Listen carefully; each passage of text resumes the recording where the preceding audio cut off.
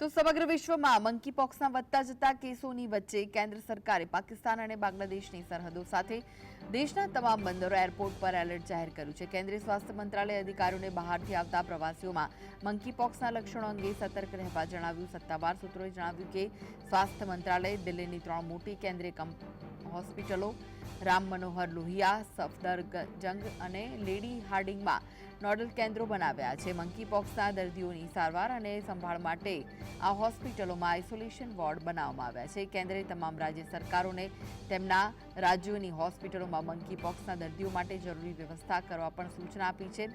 ભારતમાં હજુ સુધી મંકી પોક્સનો કોઈ કેસ નોંધાયો નથી। અધિકારીઓએ જણાવ્યું છે કે અત્યાર સુધીના મૂલ્યાંકન મુજબ મોટા પાયે મંકી પોક્સ ફેલાવાનું જોખમ ઓછું છે।